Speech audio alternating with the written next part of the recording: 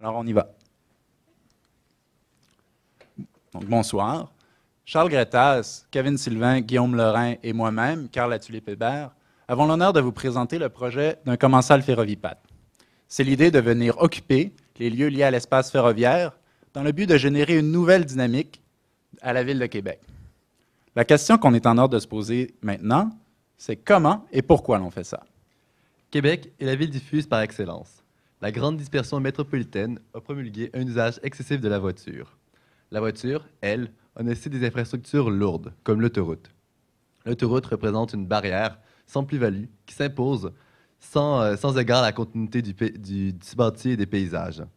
Les barrières naturelles, elles, sont appropriables, conviviales, beaucoup moins stériles et génèrent de l'attrait. On peut penser à la falaise, le fleuve Saint-Laurent ou la rivière Saint-Charles, qui ajoutent une qualité de vie au citadin de Québec. Si on observe maintenant les voies ferrées, en orange sur la carte, on se rend compte que celles-ci franchissent ces frontières, soit en passant par-dessus ou en dessous, par des ponts ou des viaducs. Elles percent le maillage rigide de l'autoroute et des autres barrières. Si on se penche maintenant à plus petite échelle, on remarque par contre que l'emprise ferroviaire vient elle aussi morceler le territoire en îlots monofonctionnels retournés sur eux-mêmes. Ici, en orange, on a un quartier résidentiel. En jaune, on a une zone industrielle. Et en mauve, on a le parc technologique. Ceux-ci tournent le dos au chemin de fer. Et le chemin de fer vient briser la trame urbaine et dévaloriser les lieux. Si on le regarde en coupe, on se rend pourtant compte que le chemin de fer, ce n'est pas une grande barrière. C'est pratiquement à niveau. Puis aussi, vraiment peu de trafic sur ces voies-là. En fait, à Québec, le réseau est sous-utilisé. Il y a seulement 120 wagons qui passent par jour pour un potentiel de 9000. Dans le fond, ce que tu me dis, Guillaume, c'est que ce sont des milliers d'hectares qui sont totalement inutilisés, là, qui sont désertiques, à l'abandon et même anonymes, là, une infrastructure laissée pour compte. On peut se demander où est-ce qu'on se situe dans la ville de Québec en ce moment. On pourrait être très bien en région alors qu'on est en ville, en plein quartier de Vanier. Donc, c'est l'endroit propice qui a un potentiel de revitalisation incroyable pour accueillir notre commensal comme nouvelle forme d'occupation des lieux. Seulement, ce que vous demandez tous ce soir, c'est quoi? Un commensal? Bien, Guillaume va pouvoir vous l'expliquer. En biologie, un commensal est un organisme qui se nourrit des déchets d'un autre organisme, et ce, sans lui causer tort. Ce sera donc le principe fondateur de notre intervention. Ce sera de s'implanter dans le lieu ferroviaire sans lui nuire. Alors, dans un premier temps, l'aménagement commensaliste viendra perméabiliser la barrière qui est actuellement le chemin de fer. On se retrouvera avec une nouvelle porosité, une percolation d'une zone à l'autre, et ça permet de trouer les limites. L'implantation dans le lieu ferroviaire permet aussi de profiter des qualités paysagères de celui-ci. On vient s'implanter, meubler, remplir la friche et la barrière. On le voit bien représenté par la maquette, où on voyait le creux représenté par le chemin de fer où le commensal vient s'y imbriquer. Ça vient créer un lieu de vie, un lieu d'activité, un dialogue entre les zones adjacentes dans une atmosphère conviviale. La structure qui autrefois divisait le territoire va maintenant l'unir. La convergence forme un nœud économique, social et culturel.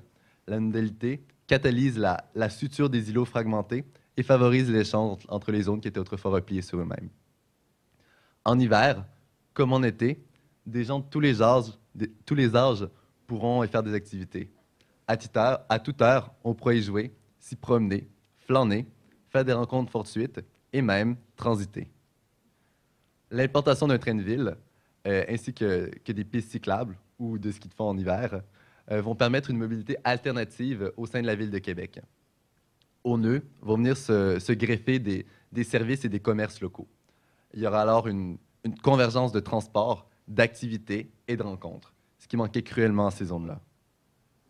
Tout ça va permettre différents parcours, différentes opportunités, différents scénarios, le tout dans une mixité. Ce sera autant un lieu de destination que de transit. On va retrouver autant le resto de quartier que le café du coin. Ça passera du supermarché à l'épicerie fine, de la garderie au centre pour personnes âgées, de la galerie d'art au centre culturel, de l'entreprise la plus modeste à la plus ambitieuse, de la maison des jeunes à la salle de spectacle. Émerge alors un lieu hybride, tridimensionnel, flexible, interconnecté, multinodal, multipolaire et où règne une effervescence multifonctionnelle. L'autre avantage, c'est que ces nœuds qui s'implanteraient à proximité des centralités du quotidien déjà existantes, donc les cœurs villageois et les pôles majeurs d'activité de la ville, c'est que cette constellation sur le territoire, elle créerait un réseau de pôles qui relierait et reconnecterait des quartiers désenclavés, délaissés, isolés, fragmentés, fragmentés entre eux. Donc, ce qu'on espère en plantant cette graine commensaliste, c'est qu'elle germe et qu'elle étende ses racines, que cet épicentre rayonne, que ce nœud bouillonnant, effervescent, viendrait déborder et contaminer les ondes qui l'entourent pour générer un foisonnement et un mélange des fonctions. Il y aurait une osmose entre ces ondes qu'on avait d'abord définies monofonctionnelles et repliées sur elles-mêmes.